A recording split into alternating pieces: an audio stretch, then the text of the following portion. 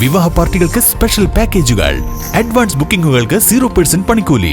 Athulya gold and diamonds, Valanchery road, Koppam. Pattambi നേർച്ച March 28, 29 തീയതികളിൽ ആഘോഷിക്കും. നേർച്ച മികച്ച രീതിയിൽ നടത്തുന്നതിനായുള്ള നടപടികളുടെ ഭാഗമായി ജനപ്രതിനിധികളുടെയും ബന്ധപ്പെട്ട വകുപ്പ് ഉദ്യോഗസ്ഥരുടെയും യോഗം ചേർന്നു. പട്ടാമ്പി നഗരസഭാ ചെയർപേഴ്സൺ ടി.പി. ഷാജിയുടെ അധ്യക്ഷതയിലായിരുന്നു യോഗം.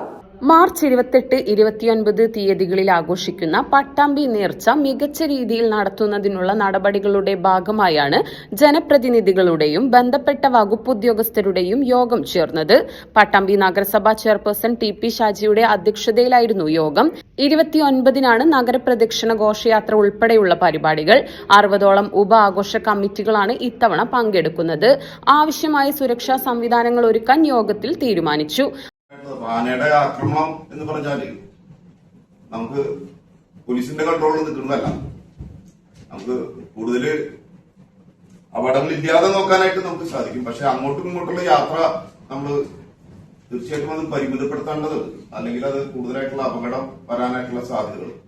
ഞാൻ പറഞ്ഞു, നോർമലി ഉള്ള യാത്രകൾ കുഴപ്പമില്ല. നോർമലി വേറെ പ്രശ്നങ്ങളൊന്നും ഇല്ലെങ്കിൽ ഒരു പ്രശ്നങ്ങളും ഇല്ല. എന്നാൽ അതിനെ എന്തെങ്കിലും നേരത്തെ ചെയർപേഴ്സൺ പറയുകൂടി ചെയ്തതാണ്. എന്ത്, കഴിഞ്ഞ വർഷം നമ്മുടെ ആനേനെ ഉപദ്രവിക്കുന്ന, കഴിഞ്ഞ വർഷം അതിന് മുമ്പത്തെ വർഷത്തിൽ ആനേനെ ഉപദ്രവിക്കുന്ന, അതായത് ഗ്യാസിന്റെ പൈപ്പ് കൊണ്ട് മുകളിലുള്ള ആളെയാണ് അടിക്കുന്നത്, പക്ഷെ അടികൊള്ളുന്നത് ആനയ്ക്കാണ്. അപ്പോ ആനയ്ക്കറിയില്ല അടിക്കുന്നത് മുകളിലുള്ള ആളെയാണ് എന്നുള്ളതൊന്നും അറിയില്ല. ആന അടഞ്ഞു കഴിഞ്ഞാല് പറയാൻ പറ്റില്ല. അപ്പോ ആ രീതിയിലുള്ള രണ്ട് സൈഡിലുള്ളതിനെ നമുക്ക് എങ്ങനെ നമുക്ക് നല്ല രീതിയിൽ നമുക്ക് കൺട്രോൾ ചെയ്ത് കൊണ്ടുപോകാമെന്നുള്ളത് നമുക്ക് കൂടുതലായിട്ട് ചർച്ച ചെയ്ത് തീരുമാനിക്കാം. അനുമതിയുള്ള ആനകളെ മാത്രമേ ആഘോഷത്തിൽ പങ്കെടുപ്പിക്കുകയുള്ളൂ. രാത്രി 10 മണി വരെ മാത്രമാണ് നിലവിൽ ആഘോഷങ്ങൾ നടത്താൻ അനുമതി. സമയം നീട്ടി നൽകണമെന്ന ആവശ്യവും ഉയർന്നിട്ടുണ്ട്. ഇതുമായി ബന്ധപ്പെട്ട് കേന്ദ്ര നേർച്ച ആഘോഷ കമ്മിറ്റി ഭാരവാഹികൾ ജില്ലാ കളക്ടർ ഉൾപ്പെടെയുള്ളവർക്ക് നിവേദനം നൽകിയിട്ടുണ്ട്. നേർച്ചയുമായി ബന്ധപ്പെട്ടുള്ള മറ്റു നടപടികളും യോഗത്തിൽ ചർച്ച ചെയ്തു.